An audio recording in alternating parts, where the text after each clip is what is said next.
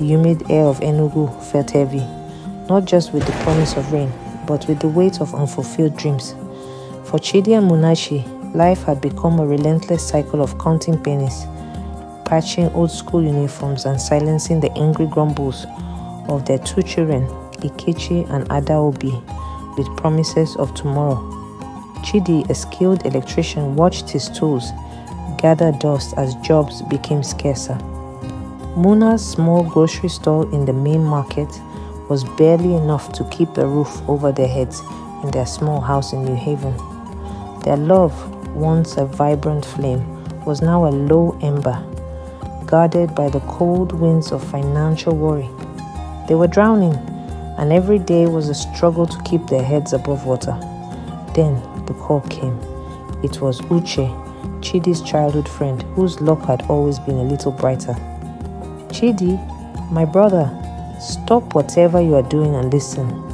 Uche's voice crackled with excitement through the phone. "Do you remember that big construction firm I joined in Lagos?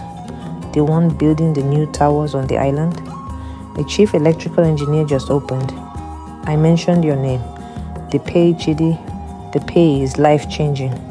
Chidi's heart hammered against his ribs. Lagos, the city of dreams, of noise, of opportunity. He saw it all in a flash. New shoes for the children, a proper school, meat in the pot every day. The worry lines on Muna's beautiful face finally smoothing away. He was overjoyed. This was their miracle. But when he broke the news to Muna, her joy was tempered with fierce, immediate resolve. "That's wonderful, my husband. We must start packing at once. Lagos is no small matter, but we will face it together." As a family, Chidi, ever the pragmatist, shook his head.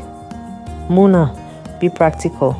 I cannot land in that madness of a city with my entire family and no place to lay our heads. Let me go alone.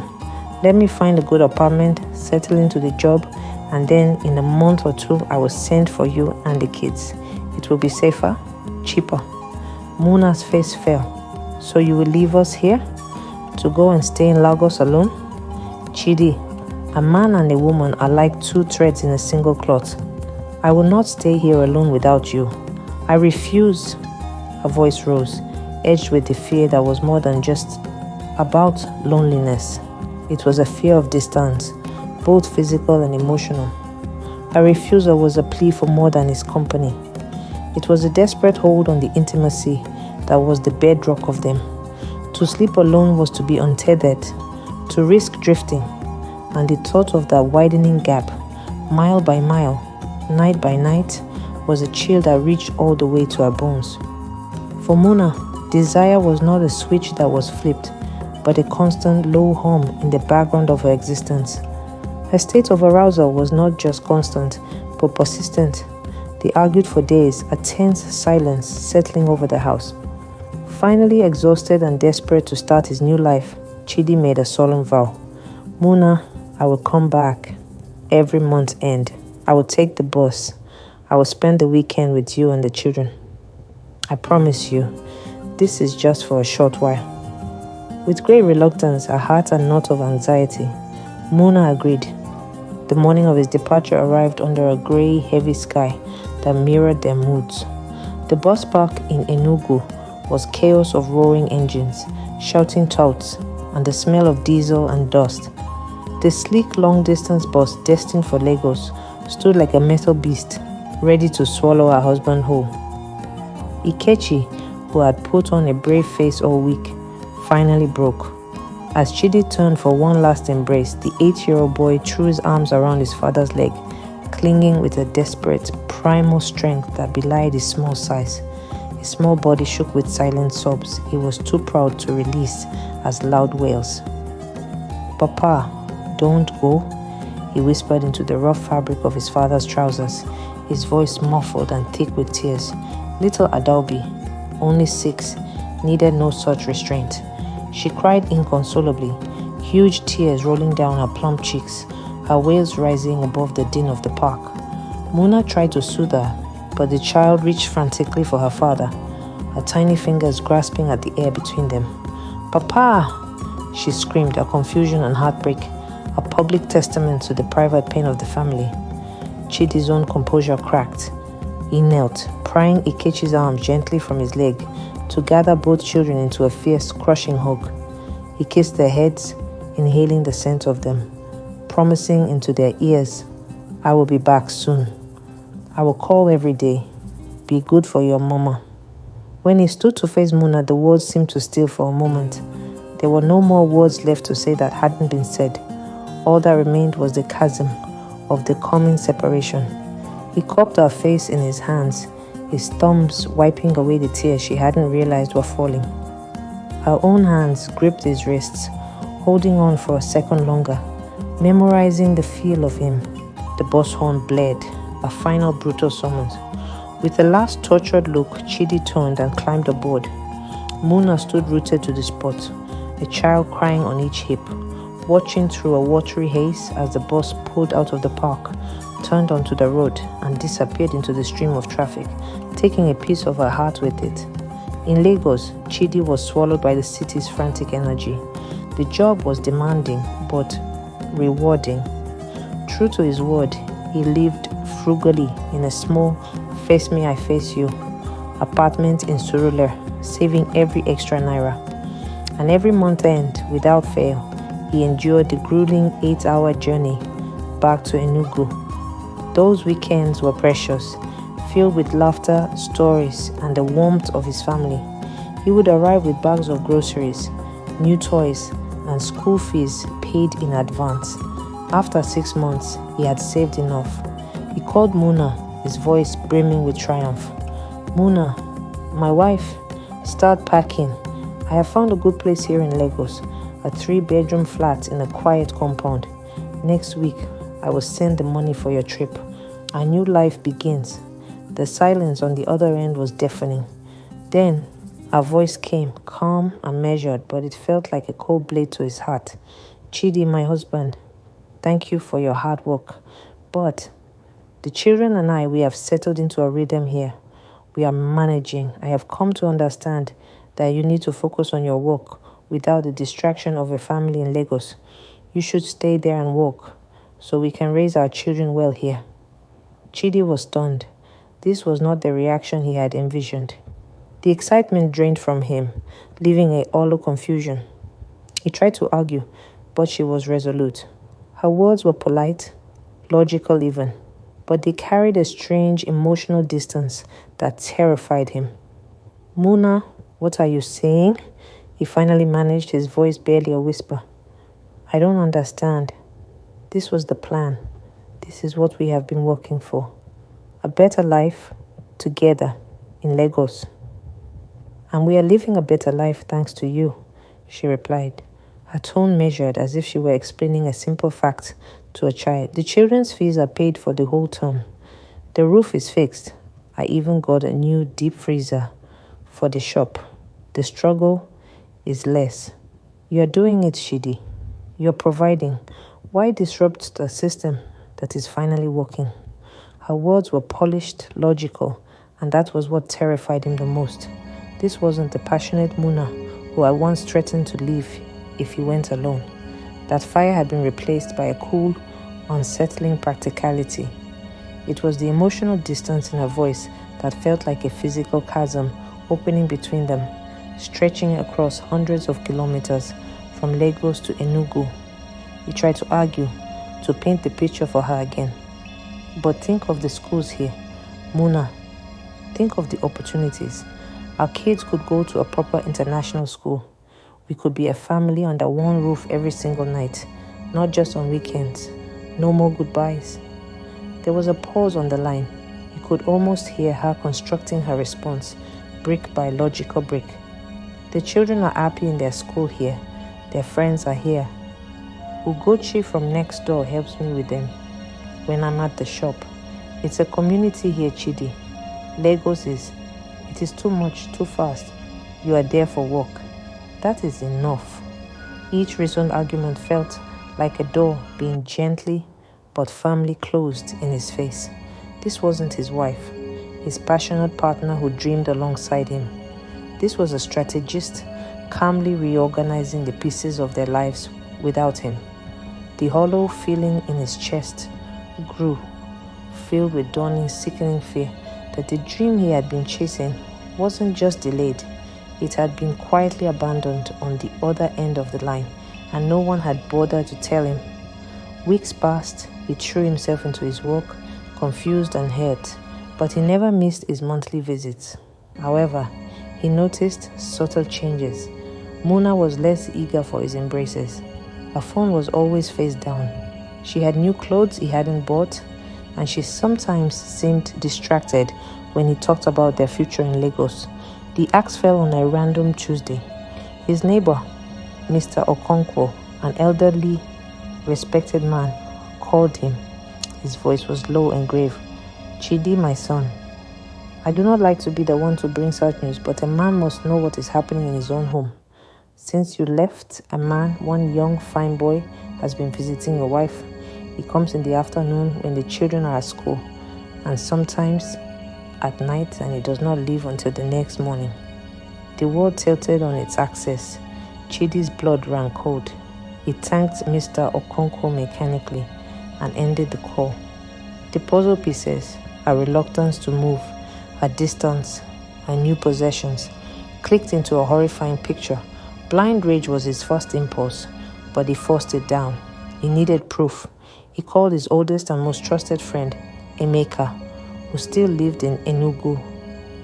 "Emeka," he said, his voice dangerously calm, a flat, dangerous calm. "Emeka, my brother, a snake is in my house. I cannot come. I need you to be me. Follow her for me. See everything. I need to know the truth." Emeka, a loyal and discreet man, did as asked. For 3 days, he trailed Muna. The reports he sent to Chidi were slow torture. Yes, a man visited regularly. He was a contractor she'd met at the market, a smooth talker named Tobena, who flaunted his physique. Emeka even sent a blurry photo of them laughing together outside a restaurant, a sight that shattered Chidi's heart. The betrayal was complete. The money he was sweating for in Lagos was being used to entertain another man in his own home. The love he cherished had been trampled on. Chidi's world shattered. The pain was immediate, a white-hot rage that demanded action. He wanted to jump into the next available bus through the night and break it down his own door. But he couldn't. A critical project inspection was scheduled for the next morning, led by the company's CEO. His absence would mean instant dismissal. He was trapped, chained to the very job that was supposed to free him, while his life in Enugu was being stolen. Tears of frustration and helplessness welled in his eyes. Then they hardened into resolve. If he could not go himself, he would send his eyes, his hands, and his voice. He laid out the plan with Emeka. 1. Emeka was to go, not to cause a reckless fight, but to deliver a message. He was to take 2 reliable witnesses with him. He was to record everything. 2. He doesn't want to involve any of his family members till he arrives in Enugu. The next morning, Emeka and 2 other stout, no-nonsense men he had hired for the task stood outside the house. They waited, watching the house from a discreet distance. Just after 10 a.m., Toby showed up. He strode confidently to the door, and Muna let him in with a quick smiling glance up and down the street. Emeka gave it 30 minutes. Let him get comfortable. Let him feel at home inside the house. Then they moved. Emeka knocked sharply on the door. "Who is it?" Muna's voice called out, sweet and unworried. "Meter reading," one of the men announced. The door unlocked and opened. Muna's smile vanished, replaced by a shock so profound it looked like pain. Behind her, Tobe was reclined on the sofa, phone in one hand, a glass of wine in the other, looking utterly at home. "Emeka? What is this?" Muna stammered, trying to block the doorway. Emeka gently but firmly moved past her, his eyes fixed on Tobe. The 2 other men followed, one of them already recording with his phone. "Good afternoon, madam," Emeka said, his voice coldly formal. He turned to the man on the sofa. "And you, sir? Who are you?" Tobe stood up, puffing his chest out, trying to reclaim the authority he felt he had in that space. "Who are you people? What is the meaning of this intrusion?" "There is no intrusion here," Emeka replied calmly, though his eyes were blazing. "I am here on behalf of the owner of this house, my brother Chidi. He asked me to come and see the new furniture I bought. But it seems the only new thing I see is you." He took a step closer. "My brother is in Lagos working himself to death, so his wife can feed his children and entertain strangers in his sitting room. He sends his sweat here, so you can drink it with ice." The shame was instant and palpable. Muna sank onto a chair, her face in her hands, sobbing. Tobe's bravado deflated like a punctured tire. He began stuttering excuses. Wait, my brother. It is not what you think. I didn't know." But it was too late for explanations. Emeka gave a slight nod to his friends. They descended on Tobe. The room erupted into chaos. The sound of fists connecting with flesh, the crashing of furniture, Tobe's cries of pain, and Muna's screams filled the small house. Emeka stood watching as the man who thought he could steal his friend's life was thoroughly disgraced and beaten. When they were done, they dragged a bruised and whimpering Tobe out of the house and threw him into the street, a warning to never return. The video, a damning testament to his shame, was safely on Emeka's phone. That night, in his lonely room in Lagos, Chidi watched the video Emeka sent. He saw the shame, the tears, the cowardice of the other man. He felt no victory, only a profound, aching loss. He had protected his territory, but as he looked at the ruin before him, he wasn't sure if he had saved his family or shattered it completely. He had defended his home from afar, but as he picked up the phone to call his wife, he knew the much harder work of rebuilding it or learning to live with its wreckage was just beginning. The distance between Lagos and Enugu had never felt greater. The real battle, the painful war for the pieces of his broken heart and the future of his children, had only just begun. The silence in the small house in New Haven was heavier than the Enugu Harmattan fog. Muna sat amidst the overturned center table and the shattered glass of the wine, the phantom echoes of Emeka's words and Tobia's cries ringing in her ears. Shame was a bitter taste in her mouth, colder than the fear that had seized her when the door flew open. She had not just betrayed her husband, she had been exposed, her secret life laid bare before the stern eyes of her husband's best friend. The weight of her choices pressed down on her, suffocating and absolute. Meanwhile, Tobe was rushed to a private clinic in GRA by a terrified neighbor who had heard the commotion. For 3 days, he drifted in a haze of painkillers and humiliation. His ribs were bruised, his face a canvas of purple and blue, but it was his pride that had sustained the deepest wound.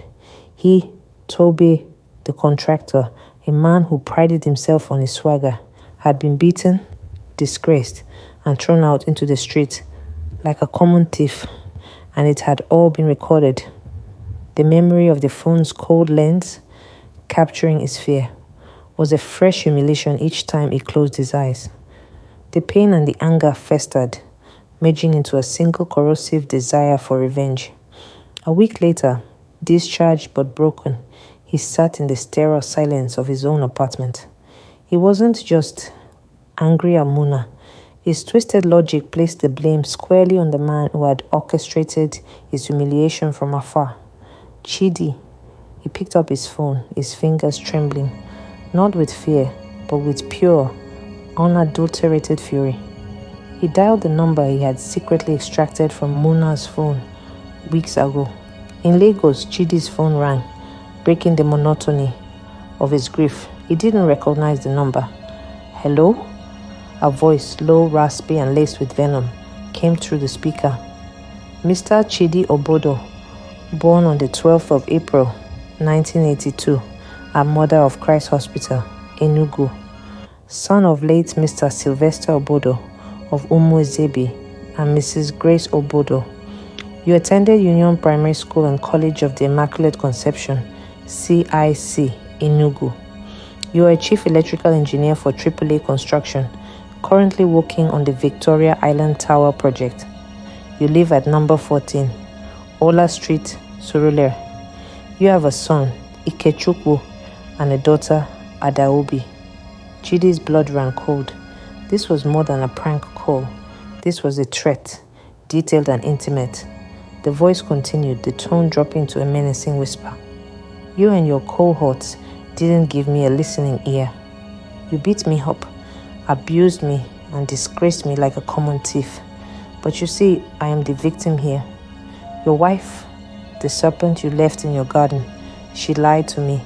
She told me she was a single mother, that you had fled to Lagos and abandoned them. I was deceived, and for that, you will send me the sum of 5 million naira for hospital bills, psychological and emotional damages. You have 1 week. Tobe's voice rose to a shrill, unhinged pitch. Or else, Mr. Family Man, you will bring out the ex-cultist in me.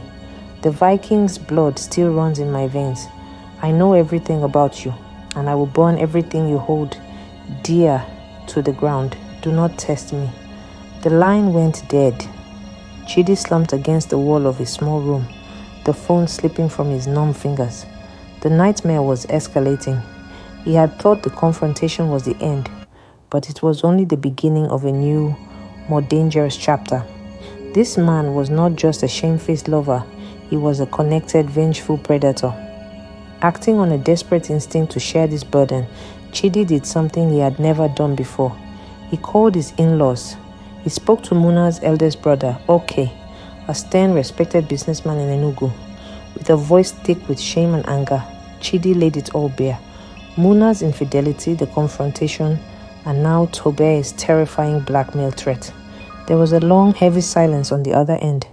When OK finally spoke, his voice was cold with controlled fury. Chidi, my brother, he said, the title sounding hollow. This is an abomination.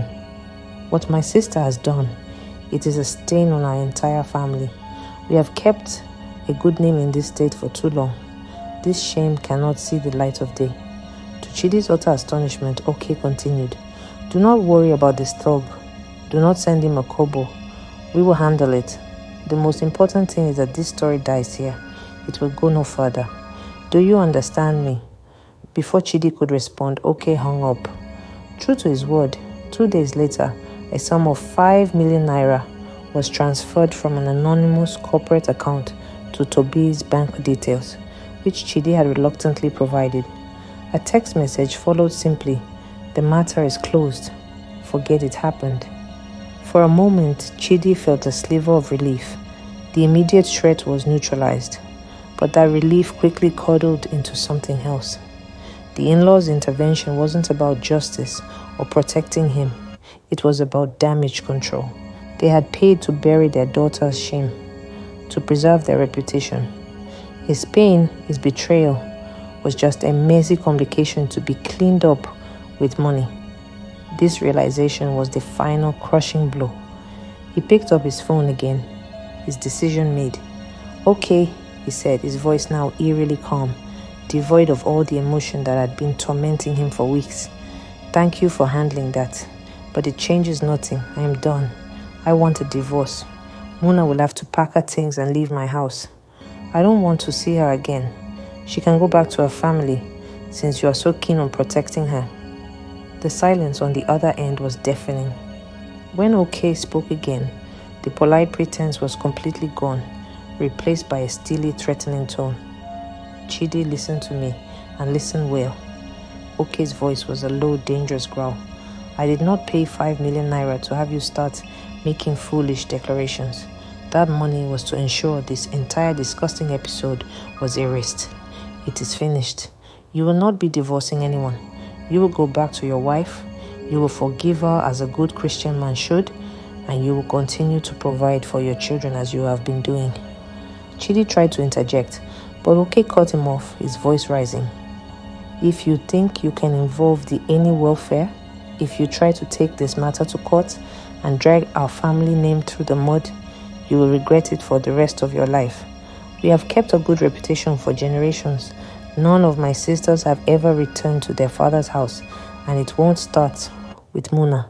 Not now, not ever. Do you understand me? This matter is finished." The call ended, leaving Chidi in a vacuum of silence more profound than any he had ever known. He was trapped. He was being forced to remain in a marriage that had become a prison. His silence bought and enforced by the very family that had raised the woman who shattered his heart. He had fought for his home, only to discover it was a gilded cage, and the door had just been slammed shut and locked from the outside. He looked at a picture on his phone, a happy family portrait taken during his last visit. Everyone smiling, a perfect lie. The future stretched before him, not as the bright promise of Lagos, but as a long, lonely road of silent suffering. A husband in name only, a provider for a broken home, forever haunted by the threat of a family and the ghost of revenge that had only been temporarily paid off, not vanquished. For weeks he moved through his life in Lagos like a ghost. The roar of the construction site became a dull hum, the vibrant chaos of the city a grey blur. He was a prisoner, shackled by a secret he never asked to keep, forced to provide for a woman who had betrayed him, and a family that now blackmailed him into silence. But a quiet man, when pushed to the absolute brink, does not break. He changes. The meek electrician from Enugu began to harden, his despair calcifying into a cold, meticulous resolve. Okay, and his family had made one crucial mistake. They had underestimated the quiet man they thought they could control. Chidi knew he couldn't fight them with threats or muscle. They had more of both. He had to be smarter. He had to fight with the one thing they valued above all else, their reputation. The next morning, Chidi took a bus to Enugu without telling a soul. He arrived before dark, the scent of wet dust heavy in the air. He moved like a ghost through New Haven until he reached the small bungalow that had once been his dream. The gate creaked. The compound was dark except for the faint glow of a kitchen bulb. Inside he could hear Muna moving, the faint clink of plates. When she turned and saw him standing in the doorway, her gasp was sharp, almost animal. "Chidi, you should have called." He said nothing. Instead, he set his phone on the table and pressed play. Tobe's venomous voice filled the room. Okay's cold threats followed, every word echoing in the small kitchen. Muna sank to her knees, her face pale as chalk, her trembling fingers covering her mouth.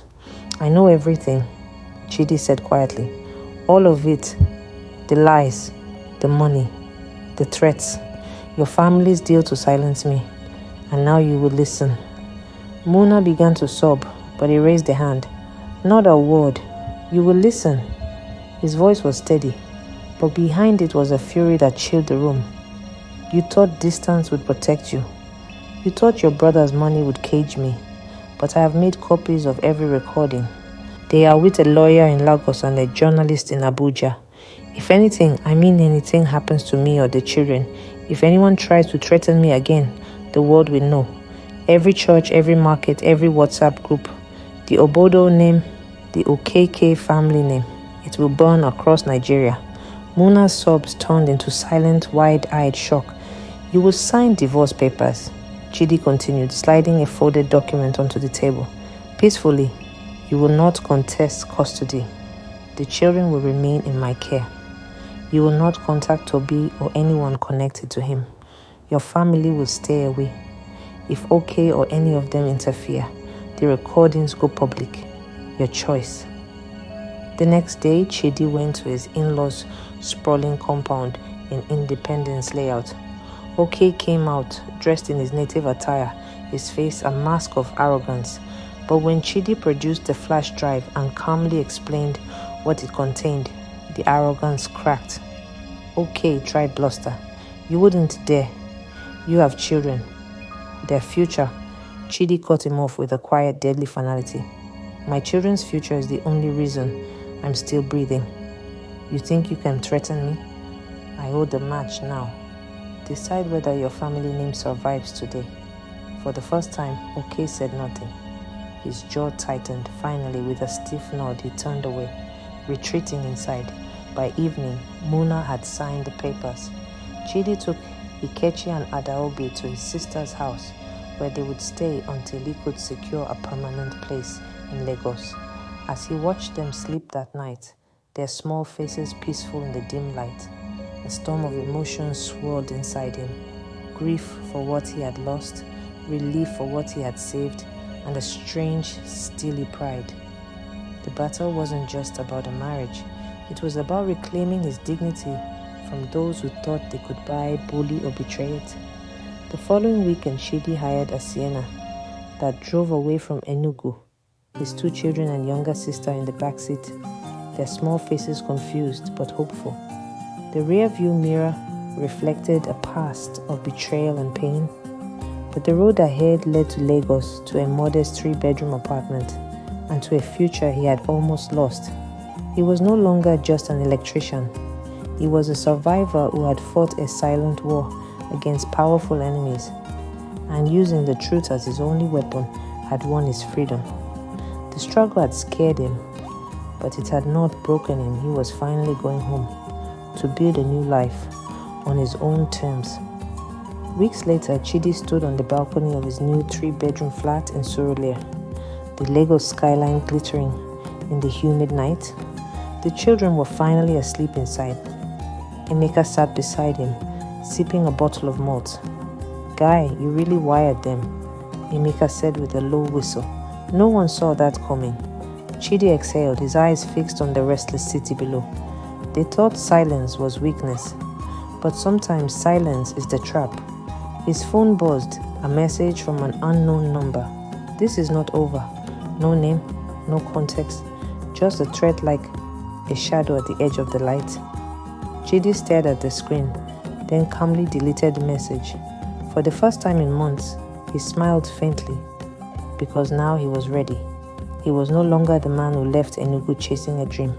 He was the man who had walked through betrayal, blackmail, and family war, and survived that. And whoever sent the message, whether Toby, OK, or another ghost from the wreckage, would soon learn the truth. Some men cannot be caged. And that's another page from the Story Library, your portal to endless stories. If you enjoyed this interesting story, please don't forget to like, share, and subscribe. Thanks for watching.